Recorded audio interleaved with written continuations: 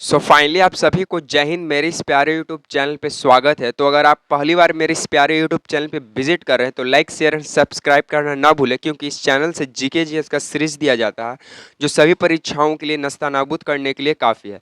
तो चलिए आपकी समय की बर्बादी ना करते हुए वन शॉट सभी क्वेश्चन को, प्रश्नों को देखते हैं। आपका सबसे पहला सवाल कहता है कि अखिल भारतीय किसान सभा की स्थापना कब हुआ। तो अखिल भारतीय किसान सभा की स्थापना 1936 में होता है और ये होता है लखनऊ के अंदर। और जो संस्थापक है इसका, अखिल भारतीय किसान सभा का स्थापना 1936 में लखनऊ में अंदर होता है।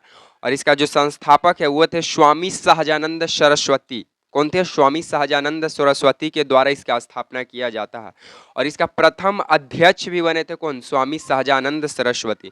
तो पूछेगा, बताइए अखिल भारतीय किसान सभा की स्थापना 1936 में कहाँ किया गया? लखनऊ में। कौन किया? स्वामी सहजानंद सरस्वती। इसका पहला अध्यक्ष कौन कौन बने? तो स्वामी सहजानंद सरस्वती। उसके बाद बोलेगा कि बिहार प्रांतीय किसान सभा की स्थापना कब हुआ। तो बिहार प्रांतीय किसान सभा की स्थापना 1929 में होता है। कब होता है? 1929 में होता है। और इसका भी स्थापना स्वामी सहजानंद ही करते हैं। कौन करते हैं? स्वामी सहजानंद भी। बिहार में प्रांतीय किसान सभा की स्थापना। उसके बाद सर्वेंट ऑफ इंडिया सोसाइटी की स्थापना कौन करते हैं? तो सर्वेंट ऑफ इंडिया सोसाइटी की स्थापना 1905 में करते हैं गोपाल कृष्ण गोखले।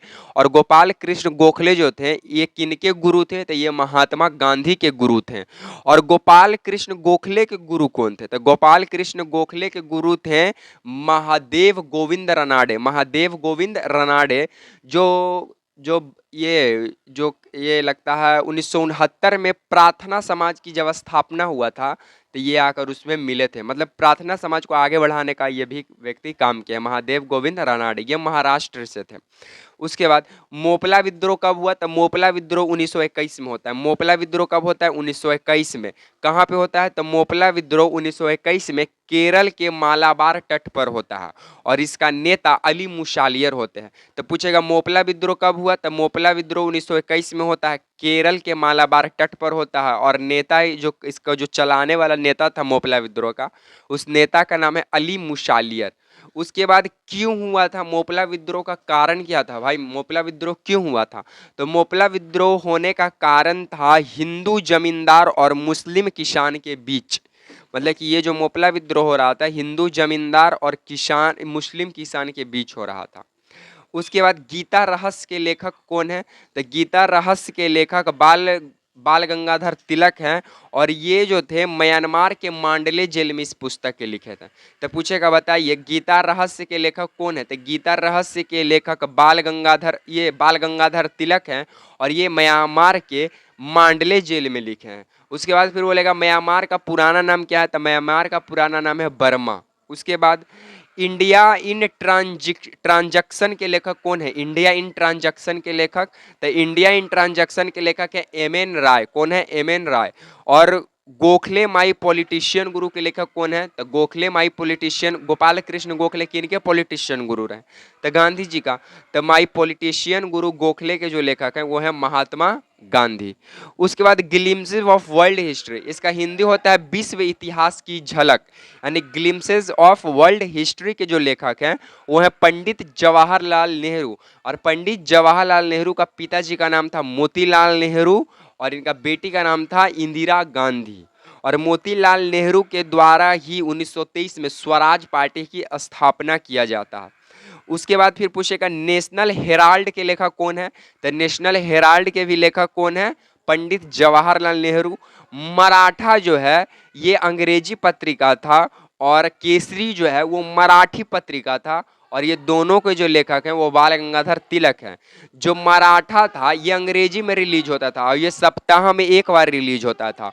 और केसरी जो था ये मराठी भाषा में लिखा जाता था और ये प्रतिदिन, मतलब कि प्रतिदिन रिलीज होता था। और ये दोनों के यानी मराठा और केसरी दोनों के लेखक कौन है? बाल गंगाधर तिलक। और बाल गंगाधर तिलक गीता रहस्य पुस्तक कहाँ लिखे? म्यांमार के मांडले जेल में। उसके बाद अलाउद्दीन खिलजी के आक्रमण के समय देवगिरी का शासक कौन था?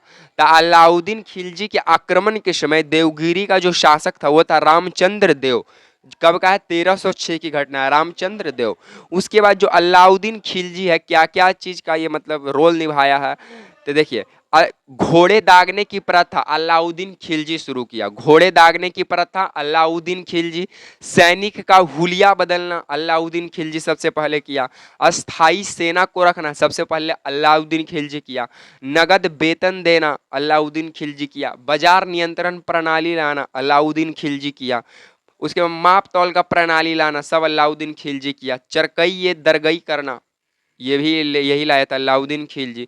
उसके बाद मुस्तखराज विभाग जिसे वित्त विभाग भी कहते हैं ये भी कौन लाया? अलाउद्दीन खिलजी।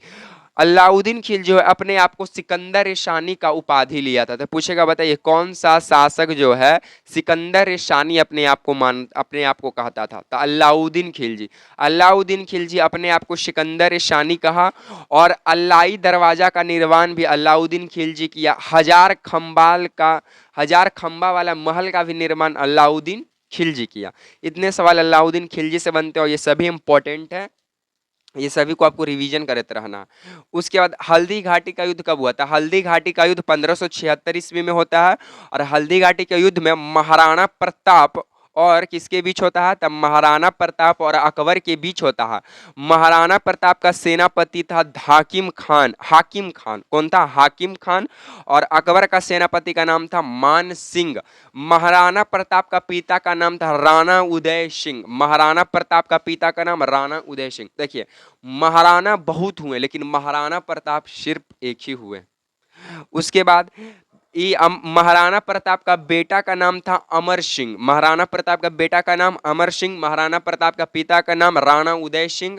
इनका घोड़ा का नाम था चेतक और हाथी का नाम था राम प्रसाद। हाथी का नाम राम प्रसाद और घोड़ा का नाम चेतक था। और महाराणा प्रताप का सेनापति हाकिम खान, अकबर का सेनापति मान सिंह। 1576 में हल्दी घाटी का युद्ध होता है। हड़प्पा एवं मोहनजोदड़ो का जुड़वा राजधानी किसे कहा गया था? पिगाट को कहा गया है। हड़प्पा की खोज 1921 में दयाराम साहनी करते हैं। और हड़प्पा जो है रावी नदी के किनारे स्थित है। हड़प्पा की खोज 1921 में दयाराम साहनी करते हैं और हड़प्पा जो है रावी नदी के किनारे स्थित है। मोहनजोदड़ो की खोज 1922 में राकलदास बनर्जी कहते हैं। और जो मोहनजोदड़ो है ये सिंधु नदी के किनारे स्थित है। चंदहुदड़ो एवं फोर्ट दी कहाँ पे है? फोर्ट जी तो यह सिंधु नदी के किनारे स्थित है। तो ये क्या है? मोहनजोदड़ो की खोज 1922 में राकलदास बनर्जी। मोहनजोदड़ो सिंधु नदी के किनारे है। और चंदहुदड़ो एवं फोर्ट दी जी के कहाँ भी है? सिंधु नदी के किनारे स्थित है ये भी फोर्ट दीजिए। उसके बाद अशोक के अभिलेख को सर्वप्रथम किसने खोजा? तो अभी अशोक के अभिलेख को सर्वप्रथम टी पैंथलर ने 1750 में खोजा। और हाथी गुम्फा का अभिलेख जो है ये कलिंगम नरेश खारवेल का है। अशोक का अभिलेख को सर्वप्रथम किसने पढ़ा था? तो जेम्स प्रिंसेप पढ़ा 1837 में। खोजा टी पैंथलर 1750 में लेकिन सबसे पहले पढ़ा जेम्स प्रिंसेप 1837 में। उसके बाद एहोल अभिलेख किसका है? तो पुलकेशिन द्वितीय का। और लिखा कौन था? रवि कृति। एहोल अभिलेख कब का है? पुलकेशिन द्वितीय का है। और लिखा कौन था? रवि कृति। उसके बाद जूनागढ़ अभिलेख रुद्रदामन का है या स्कंदगुप्त इसी को बोला जाता है। पुष्यभूति वंश के संस्थापक कौन है? तो पुष्यभूति वंश के संस्थापक पुष्यभूति है। और इसमें जितने भी शासक रहे सभी टाइटल अपना वर्धन लगाया। तो पुष्यभूति वंश के संस्थापक पुष्यभूति है। और इसके जितने भी वंश हुए सभी टाइटल में क्या लगाया? कैसे हम लोग टांडे में पांडे, तिवारी, भूमियार, राजपूत, सिंह, यादव लगाते, उसी तरह ये लोग ये पुष्यभूति जो वंश के जो संस्थापक है पुष्यभूति और इसका जितना भी वंश हुआ सभी अपना टाइटल में वर्धन लगाता था। उसे एरन अभिलेख से सती प्रथा का जानकारी मिलता है। एरन अभिलेख से क्या मिलता है? सती प्रथा का जानकारी। भारत में पहली बार सोने का सिक्का जारी कौन किया था? कुषाण वंश के राजा कुजुला कुजुला कंडफिशिस ने किया था। कडफिशिस ने किया था। तब भारत में पहली बार सोने का सिक्का जारी कौन किया? कुषाण वंश के राजा कुजुल कडफिशिस। और भेदन क्षमता सबसे अधिक किस किरण की होती है? तो भेदन क्षमता सबसे अधिक जो होती है वो गामा किरण की होती है।